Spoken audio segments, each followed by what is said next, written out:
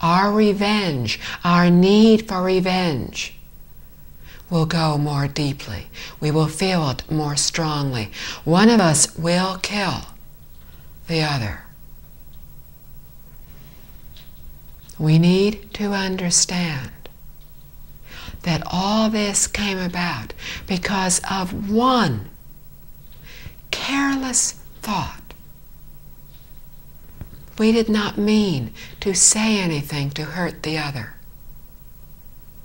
We were just not really paying attention to what we were saying. And this is how that anger, that hatred started. And this is the cause of the conflicts, the cause of the wars in our world today. If we understand this, if we can understand that, yes, this person has said something to anger me, but I am not a helpless victim in this. This person is not the only one at fault. We have been doing this for many lifetimes. We can continue doing this. Or one of us can choose to stop what is happening right now. One of us can think and realize that this anger can continue to grow, can continue to become worse. Or we can realize what is happening and simply let go of the anger. When we become angry, we accomplish nothing. We do not resolve what is going on. It solves nothing.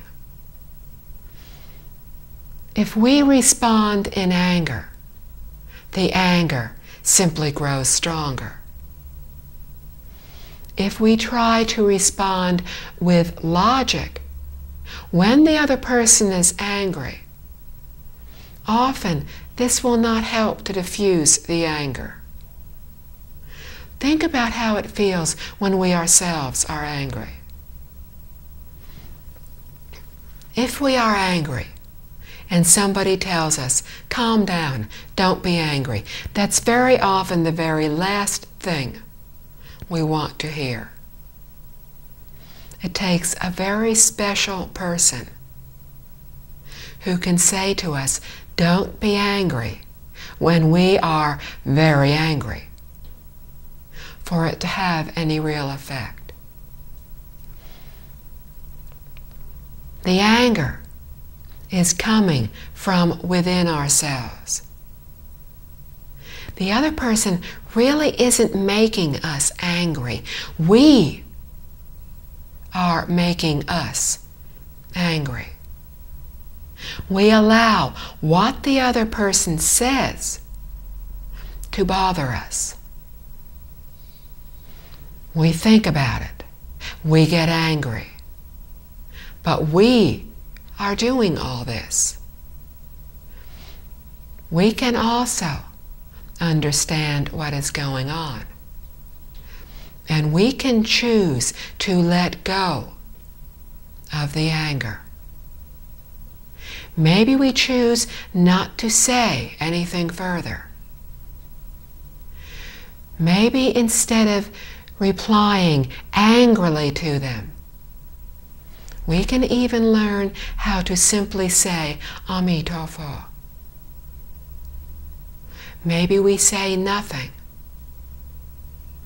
In this way, the other person's anger will die down more quickly because we are not responding to them. Later on, we may try talking to them.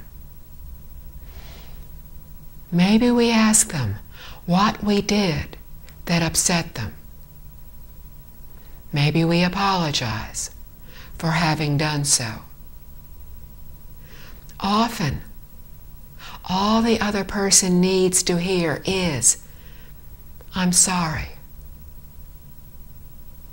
And this may be enough to control, to reduce, to eradicate the anger on their part. We were saying yesterday, think about how it feels to be angry. It does not feel good. Now, realize the other person feels equally unhappy, upset, unsettled. Out of compassion for the other person, we can do what we need to try to reduce this anger, to try to find the way to resolve what is going on between us. If we cannot do so, if we cannot find a way to reduce, to eradicate, to stop what is happening, if nothing else, we might try simply avoiding the person or avoiding the circumstance that seems to trigger this hostility. We can think about what happened in this instance. What did we do? What were the circumstances that made the other person become angry? That made us become angry? Then we can think how to avoid those circumstances in the future. We have many affinities in our lives. These are relationships with people from our past lifetimes. With some people, we have good affinities. When we are with them, we feel happy. When we met them, we might have felt like we were meeting an old friend, and actually, we were. These people simply make us feel good, feel happy when we are around them. But there are others that we have negative affinities with. When we first met these people, they may not have said anything to us. We simply did not like them. We felt uncomfortable around them. These are negative affinities from our past lifetimes. When we have these, when we know that this person just seems to irritate us as much as we seem to irritate them, if we cannot resolve this through logic, through understanding, through calmly discussing what the problem is, and sometimes this is very difficult to do,